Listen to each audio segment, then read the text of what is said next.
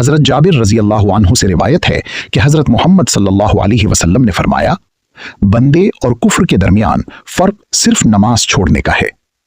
یہ حدیث ہمیں نماز کی اہمیت کو بہت واضح انداز میں سمجھاتی ہے۔ نماز اسلام کی بنیادی ارکان میں سے ایک ہے اور یہ وہ عبادت ہے جو مومن کو اپنے رب سے جوڑتی ہے۔ جب انسان نماز قائم کرتا ہے تو وہ حقیقت میں اپنے ایمان کی حفاظت کر رہا ہوتا ہے، اور جب وہ اسے چھوڑ دیتا ہے تو وہ اپنے ایمان کو خطرے میں ڈال دیتا ہے۔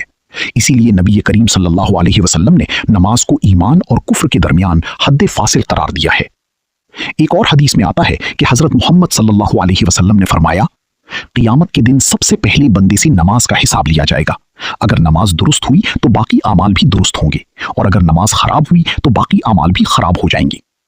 یہ حدیث اس بات کی طرف اشارہ کرتی ہے کہ نماز باقی تمام اعمال کی بنیاد ہے۔ اگر بنیاد مضبوط ہوگی تو عمارت بھی مضبوط ہوگی۔ اسی طرح اگر انسان اپنی نماز کو درست کر لے، اس میں خشوع و خضوع پیدا کرے، وقت کی پابندی کرے اور اسے دل سے ادا کرے، تو اس کے باقی اعمال بھی بہتر ہو جاتے ہیں۔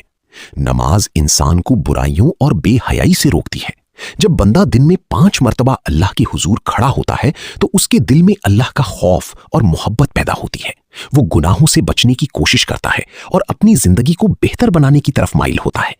نماز نہ صرف روحانی سکون دیتی ہے بلکہ یہ انسان کی زندگی میں نظم و ضبط بھی پیدا کرتی ہے۔ وقت کی پابندی، صفائی، صبر اور عاجزی جیسی خوبیاں نماز کے ذریعے انسان میں آتی ہیں۔ اس کے علاوہ نماز اللہ تعالیٰ کی خاص رحمتوں اور برکتوں کا ذریعہ بھی ہے۔ جو شخص اخلاص کے ساتھ نماز ادا کرتا ہے، اللہ اس کے گناہوں کو معاف فرماتا ہے اور اس کی درجات بلند کرتا ہے۔ نماز دل کو سکون دیتی ہے، پریشانیوں کو کم کرتی ہے اور انسان کو اندرونی طاقت فراہم کرتی ہے۔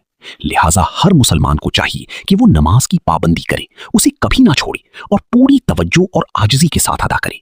یہی دنیا اور آخرت کی کامیابی کا راستہ ہے، اور یہی وہ عمل ہے جو انسان کو اللہ کے قریب لے جاتا ہے۔